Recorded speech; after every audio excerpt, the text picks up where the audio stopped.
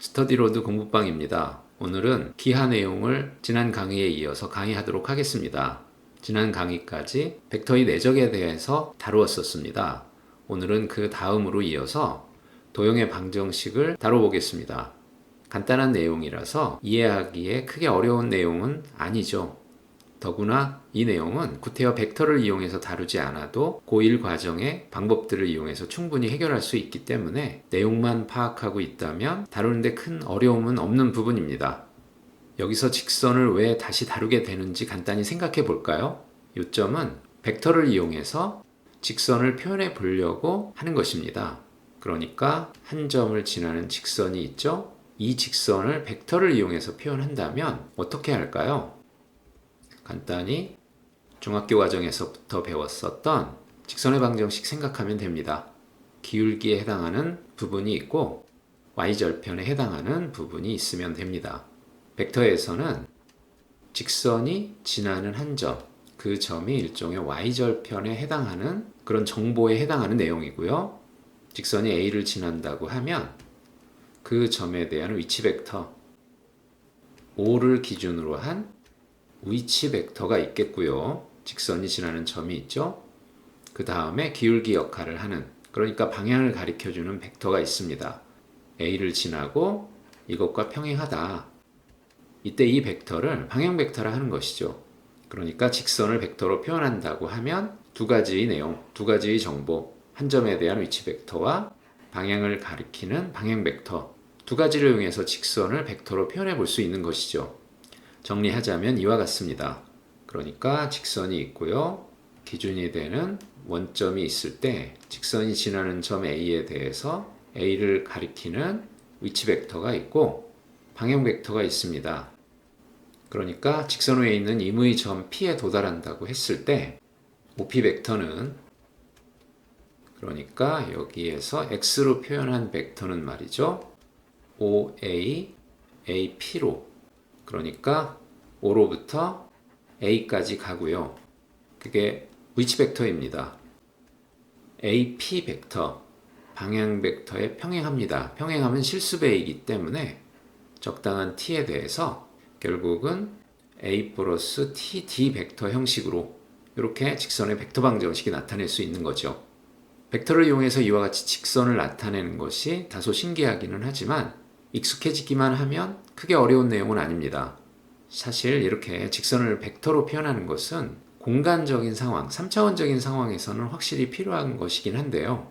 2차원적인 상황에서는 단지 이런 정도로 표현할 수도 있구나 하는 정도로 이해하고 그 표현 방식만 이해하면 됩니다. 실제로는 직선의 벡터 방정식을 성분으로 하여 이렇게 변형한 것, 이렇게 변형하여 표현한 것만 이해하고 다룰 수 있으면 되니까요.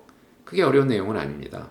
그러니까 A의 점을 x1, y1이라 하고 방향 벡터가 d1, d2라고 하면 방향 벡터의 성분은 O 원점으로부터 시작하는 벡터이기 때문에 방향 벡터가 d1, d2라고 하는 것은 결국은 기울기가 d1분의 d2라는 뜻입니다. 그러니까 한 점 A를 지나고 기울기가 m인 직선, 바로 공식을 적용하면 이렇죠? 잘 알고 있는 이와 같은 표현을 단지 이렇게 뭔가 좀 벡터에 맞게 표현했다고 보면 됩니다. 단지 이 D2를 이쪽으로 나누어 옮기기만 하면 정확히 이 형식이 됩니다. 그러니까 이와 같이 표현된 직선의 방정식을 이해하고 다룰 수 있으면 되는데 이해하는 정도로만 하고 실제로 다루고 계산할 때는 고1 과정에서의 방정식으로 바꾸어서 계산해도 전혀 문제는 없습니다. 여기서는 구태여 왜 이렇게 표현하려고 하는 것이죠? 평행하다는 성질을 드러내고 싶기 때문입니다. 그러니까 직선이 있습니다. 직선 위에 점 A가 있고요. 임의 점 P가 있는데 이 직선이 방향 벡터 D에 평행하다는 것은 AP 벡터가 D에 평행하다는 것이죠.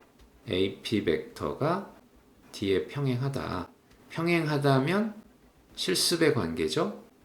AP 벡터는 TD 벡터입니다. 이것을 곧바로 비율로 나타낸 것이 바로 이와 같은 직선의 형식입니다. 그러니까 벡터 쪽에서는 이런 표현을 좋아하는 것입니다. 하지만 이렇게 바꾸어서 고1 과정의 내용으로 이해하고 다루어도 전혀 문제가 없습니다. 한편 직선을 표현하는 방법에는 다른 한 가지가 더 있네요. 벡터의 중요한 위치 관계가 평행 말고 하나가 더 있기 때문입니다. 무엇이죠? 수직입니다. 수직이면 바로 내적을 이용해서 관계를 표현할 수가 있습니다. 수직하다면 내적이 0이다. 그러니까 지금 상황은 어떤 점이 있고 벡터가 있습니다. 이 점을 지나면서 주어진 벡터의 수직한 직선을 구하고 싶은 상황이네요. 임의 점 P를 잡았을 때 AP 벡터하고 주어진 벡터를 N이라고 하면 수직인 것이죠. 수직이면 내적이 0이다. 그래서 이와 같이 표현할 수 있고 성분으로 이렇게 정리할 수가 있네요. 그러니까 여기에서 다루는 직선의 방정식은 크게 두 가지가 있는 거죠. 방금 했던 이런 형식이 있고요. 지금 하는 이 형식이 있고요. 그런데 이 형식은 결국 정리해 보자면 잘 알고 있는 직선의 일반형입니다. N1, N2가 AB, 그러니까 벡터 내용으로 하자면 수직한 벡터의 성분들인 것이죠. 역시 직선을 표현하는 데 있어서 이른바 표준형에 해당하는 이 형식이나 일반형에 해당하는 이 형식이나 다루는데 크게 어려움은 없을 것이기 때문에 그때그때 편리한 내용으로 편리한 형식으로 바꾸어서 표현하고 계산을 마친 다음에 원하는 벡터 내용으로 다시 바꾸어서 대답을 하면 될 것입니다. 간단한 내용들이고요. 그 다음에는 두 번째로 원의 방정식이 나오네요. 원의 방정식이 다루어지는데 역시 고1 과정과 이어서 생각하면 큰 어려움은 없습니다. 한 점 중심에서부터 일정한 거리, 중심을 A라고 하고 원 위에 임의 점 P라 하면 거리가 R이다. 그것을 제곱하여 내적으로 이와 같이 표현할 수 있겠네요. 성분으로 표현하면 잘 알고 있는 대로 곧바로 원의 방정식이 나옵니다. 완전히 동일한 것이라서 해석만 정확히 잘 하면 됩니다. 원의 방정식으로서는 두 번째, 지름의 양끝점이 주어져 있을 때입니다. 내적이 0이다. 무엇이죠? 원의 중요한 성질인 지름을 바라본다면 반드시 직각이다. 직각삼각형의 외심은 빗변의 중점이다 하는 내용과 다 연결이 되어 있는 것이네요. 간단히 도형의 방정식에 대한 내용을 생각해 보았고요. 문제를 풀어보도록 하겠습니다. 첫 번째 문제입니다. 간단히 먼저 생각해 보시죠. 어떤가요? 간단한 문제죠?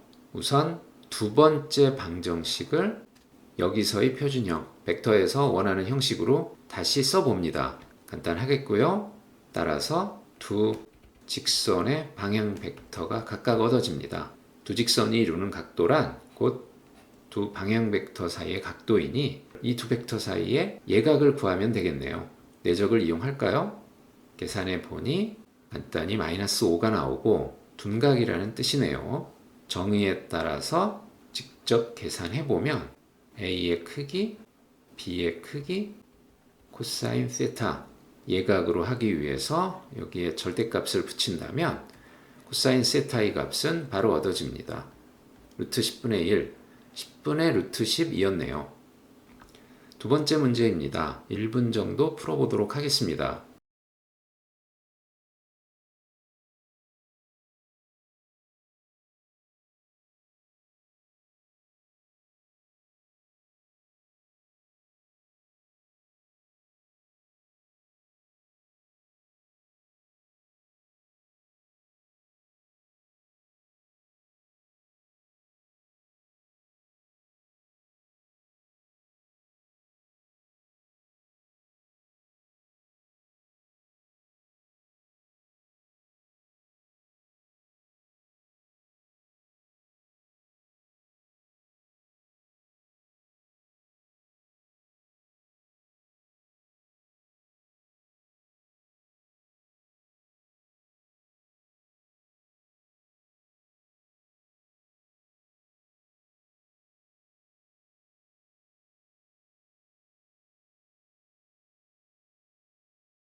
역시 크게 어려움이 없었죠?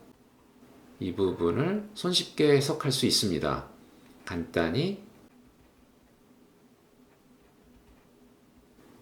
AP 벡터의 크기가 루트 5라는 것이네요. 그림으로 표현해 보았고요. 오직 한 점에서 만난다, 접한다는 것인데 양수 K, 이 상황입니다. 이 상황에서 계산하면 됩니다.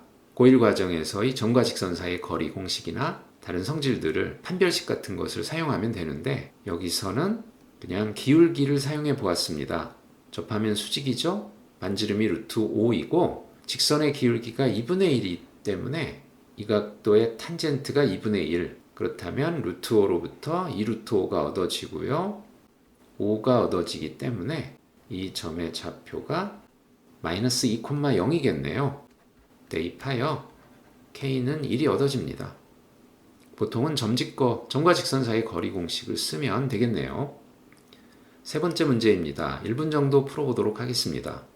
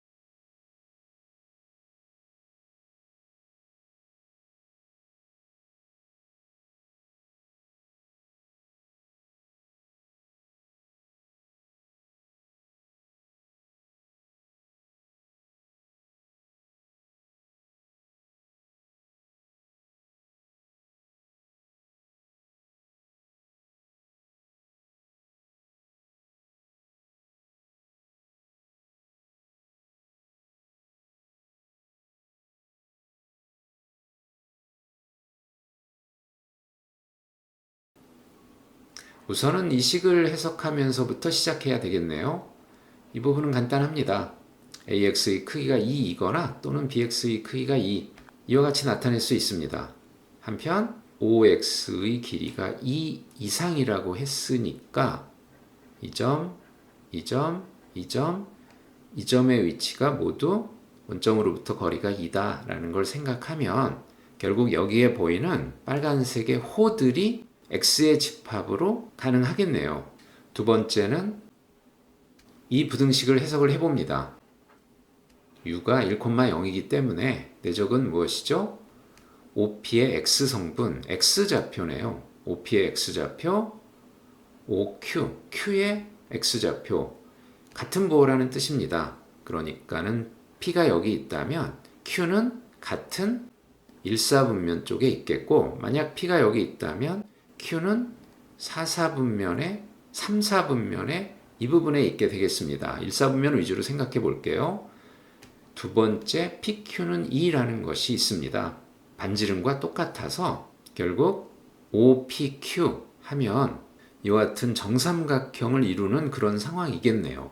그런 상황에서 이 식을 만족하는 Y의 자취를, 그런데 이 식은 이렇게 나누기 곱하기 형식으로 변형한 후에 Y의 자취를 추적해 보도록 하겠습니다. 중점이죠? 이 경우는 이 점이 되겠는데 PQ를 변화시켜 가면서 먼저 중점들의 위치를 추적합니다. P를 여기에 갖다 놓으면 Q는 여기에 있겠고요. 이 조그만 정삼각형을 쭉 회전시켜서 이 정도에 갖다 놓는다 그러면 중점은 여기에 있습니다. 따라서 중점들은 이와 같은 홀을 그리겠네요. 각도를 조금 조사해 볼까요? 정삼각형 위치로부터 30도, 이거는 직각이었고 여기도 중점으로 그린다고 하면 30도이기 때문에 150도 각도가 됩니다. 이쪽 각도는 210도가 되는 거고요. 그러면 호의 길이를 먼저 계산할 수 있습니다. 이 길이는 루트 3이겠고 반지름은 루트 3인데 각도는 210도, 뭐죠? 6분의 7파이네요. 따라서 L은 R세타 공식에 따라서 6분의 7 루트 3파이가 이 호의 길이가 되겠습니다. 하지만 여기서 끝은 아니죠. 두 배를 생각해야 합니다. 원점을 중심으로 두 배 뻥튀기를 하면 이 정도 되는데 6분의 7 루트 3파이의 두 배. 하지만 반대쪽인 경우도 3, 4분면에 있는 경우 말이에요. 그 경우도 생각해야죠. 다시 두 배를 해서 전체적으로 3분의 14 루트 3 파이가 y의 길이가 되겠네요. 3분의 14 루트 3 파이 17이 얻어집니다. 네 번째 문제입니다. 역시 1분 정도 풀어보시도록 하겠습니다.